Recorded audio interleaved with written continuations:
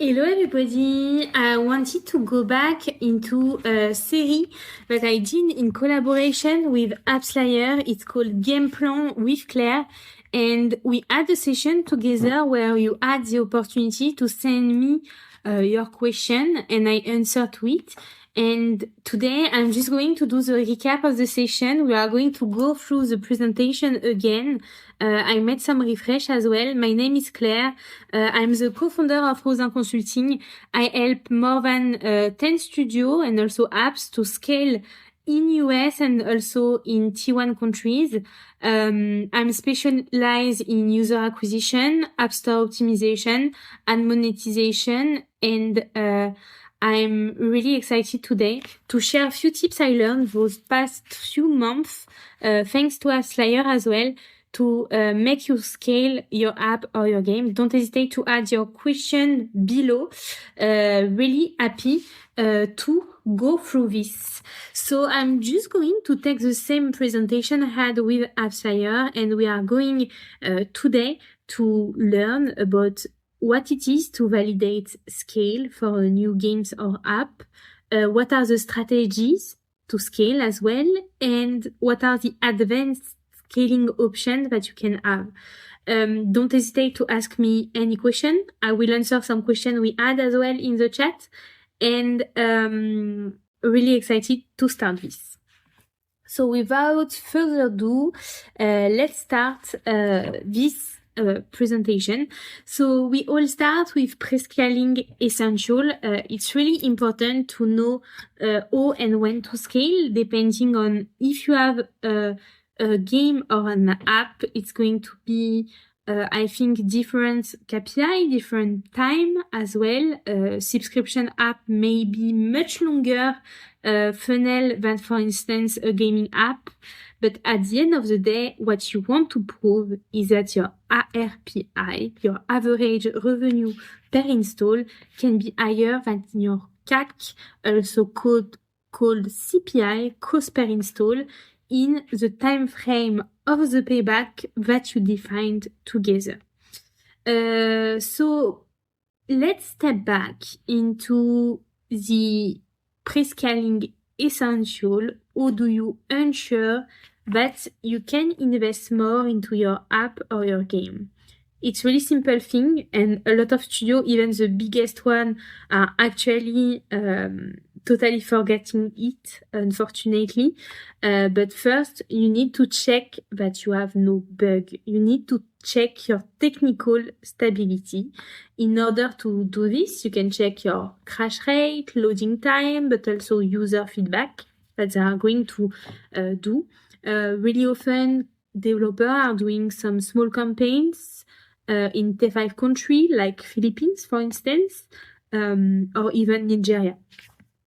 It's really important to do this because you want to make sure if you invest $1 into an app, it's an app that is able to have a lot of users and an app that is going to load without any crash. And trust me, it's unfortunately really often I see people spending in user acquisition without checking if there is some bug or not. So it's a really important step that you should not forget.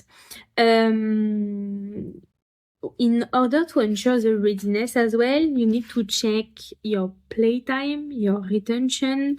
One of the questions of the session was actually, what is day one retention?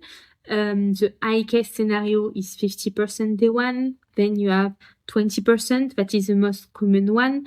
But at the end of the day, the most important thing and what you need to take into consideration is your monetization.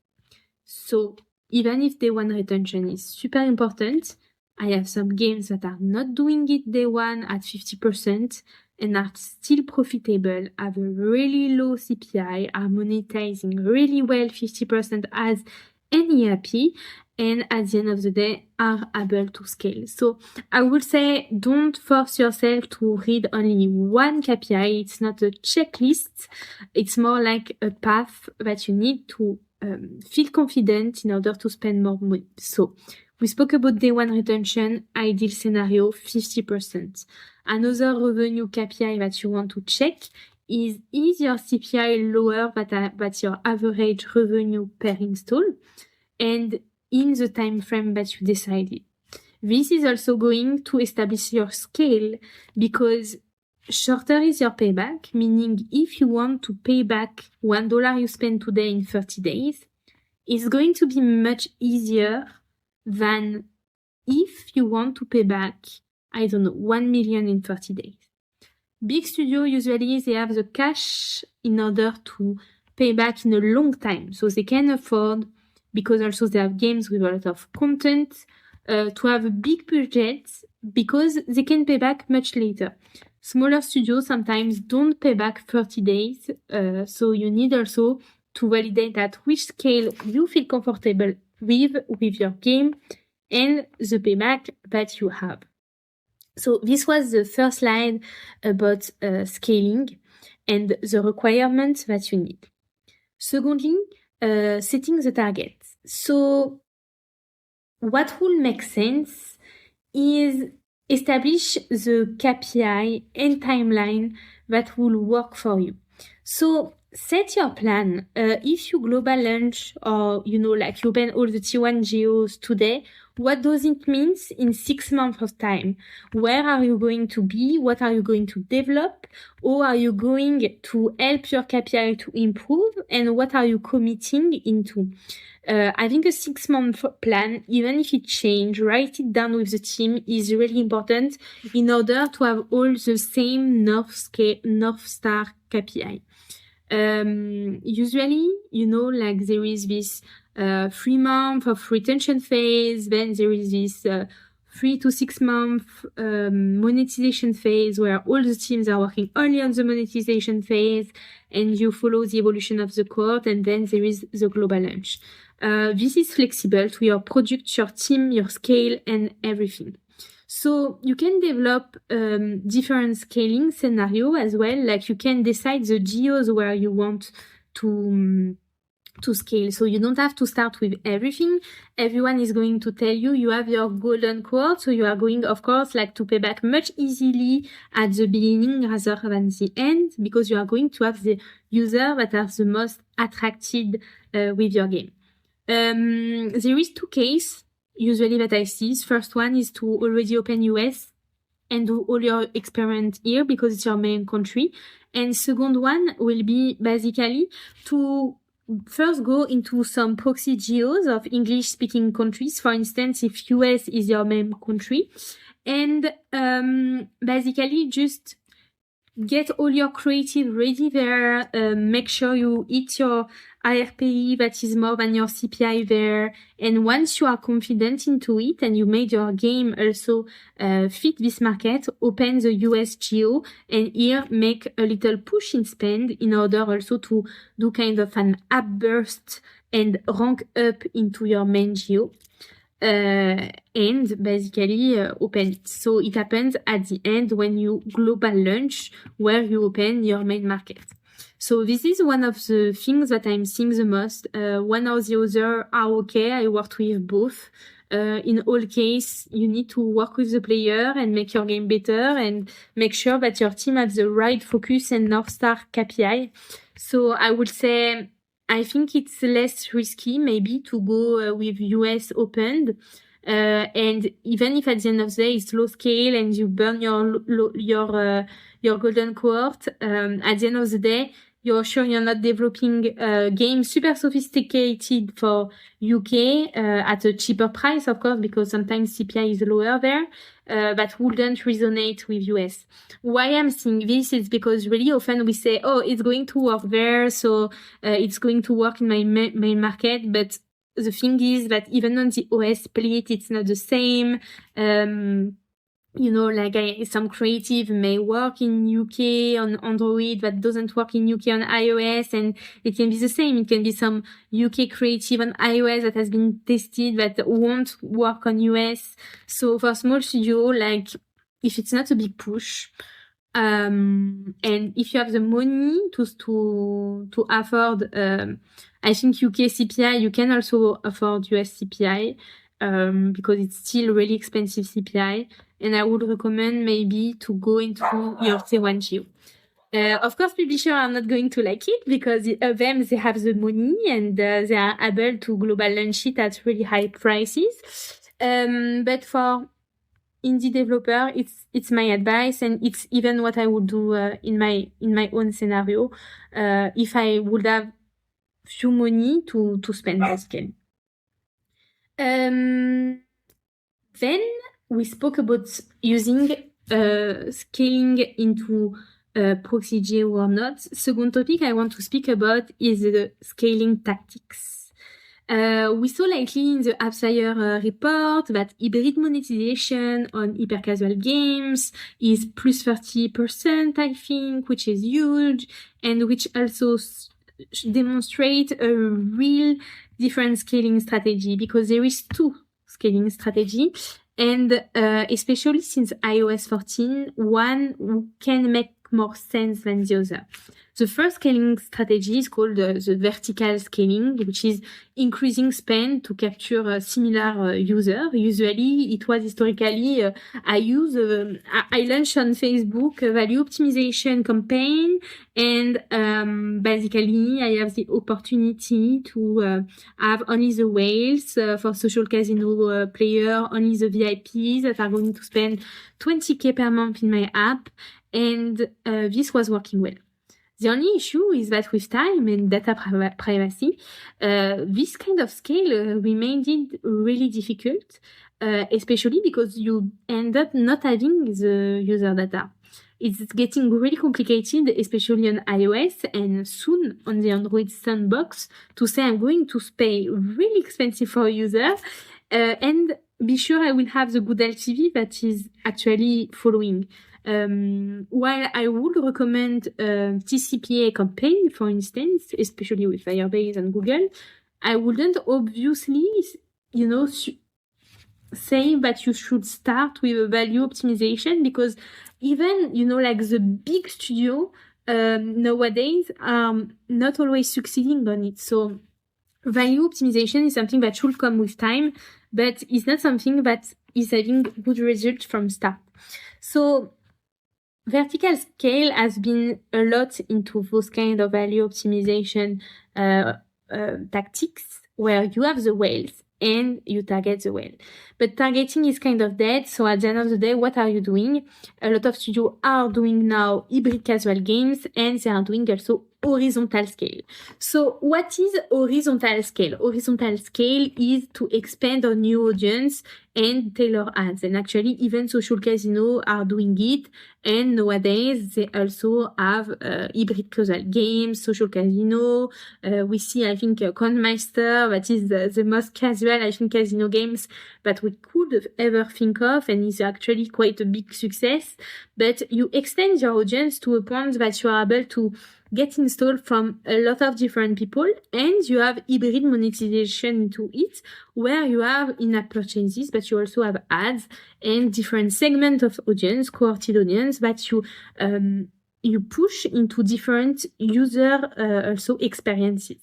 So in my point of view, this is the kind of way that in game you also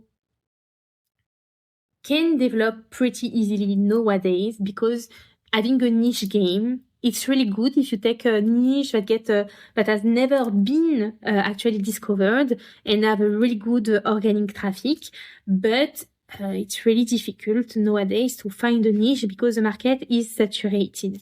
When you are sure you are appealing to the most people, you worked really on your game to have a really strong monetization, like for instance all the C-game games. Here you know that you have more chance to appeal the most. So when you reach this stage and you actually decided of where and why you want to scale, and you have your 6-month plan, you are going to refine your scaling approach and have your strategy for growing. I kind of mentioned it, but your ultimate goal will be to have your average revenue per install that is going to be higher than your CPI or eCPI, effective eCPI, so including your organic install, for instance.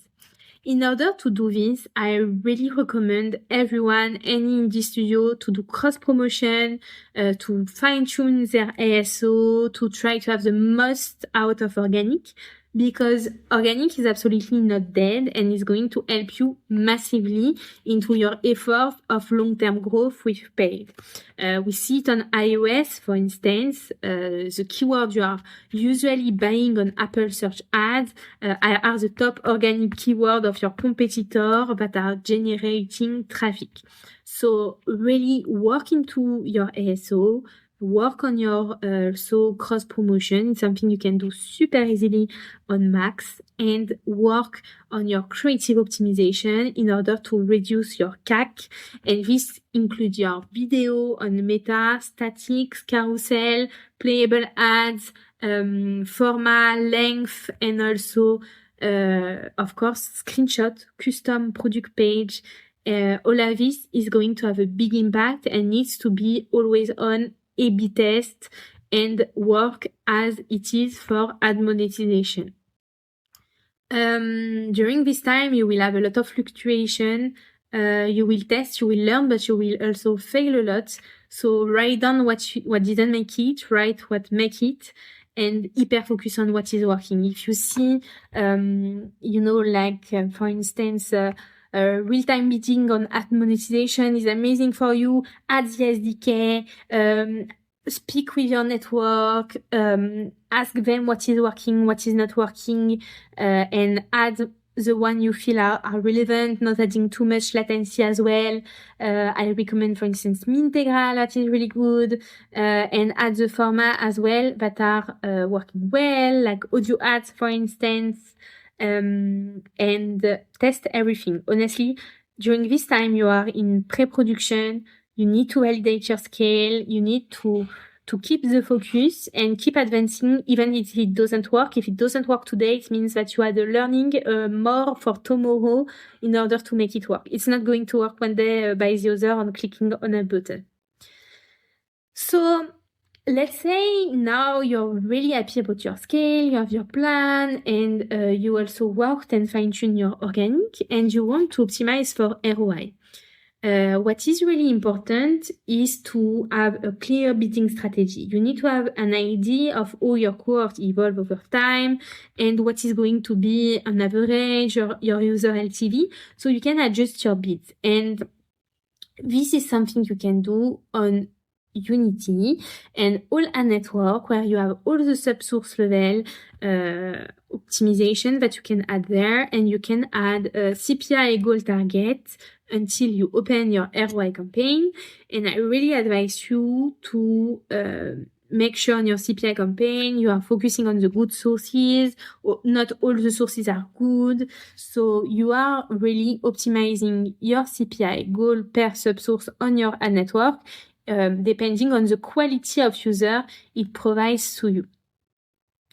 A few tips that I would add on this is also that ad network, we speak a lot about it, especially for scales, but also Apple search ads on iOS. Don't give up on it. I think it's really high quality user. It's true that it's expensive, but you need to have at least some in-app purchases, I think, to launch this channel. But when you have high intent user, search is the highest intent user that you can have.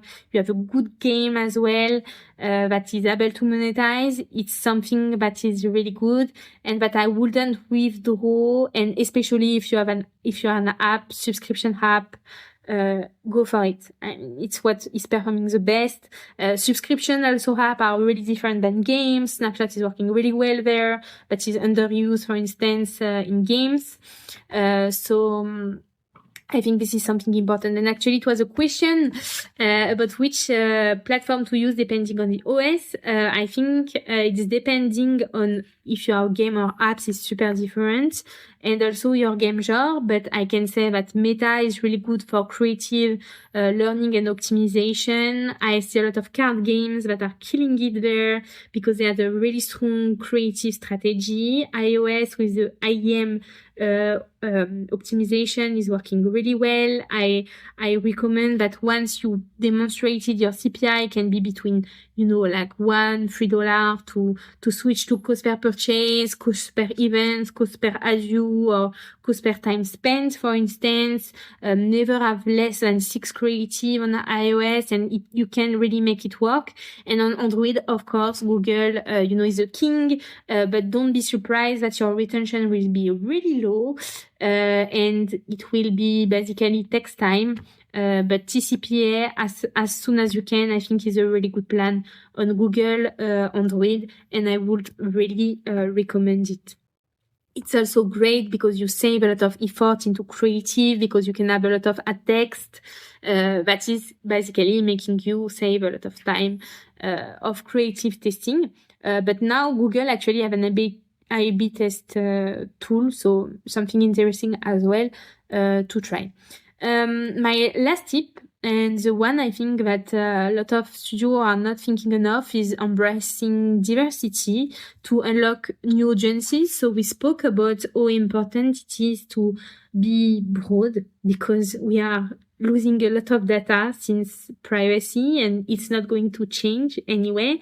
And same on monetization side, like less information you have, less expensive basically the bidder are on your user. That's why you split your waterfall, by the way, LLT on and LLT off. So I think really think about how to leverage inclusive marketing, how you can be different than the other, like card games or puzzle games out of there, because it's what is going to make the value on the user.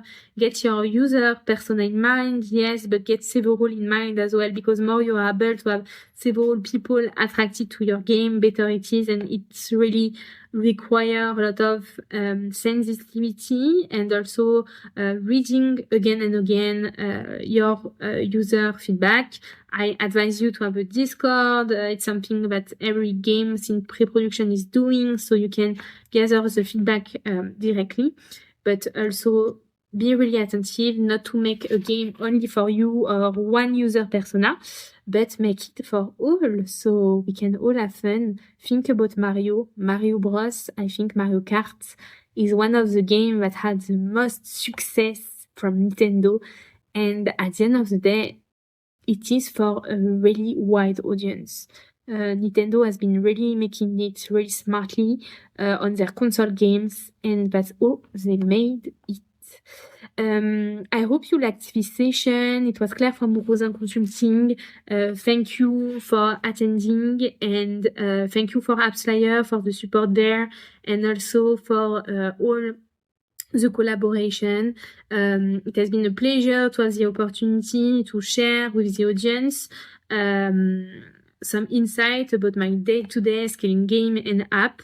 And if you need any information, I have my own LinkedIn, Slack channel, and I will be super happy to have you joining us in order to ask any question or even get some training from our little Rzain Consulting services. Thank you so much and have a good day. Bye bye.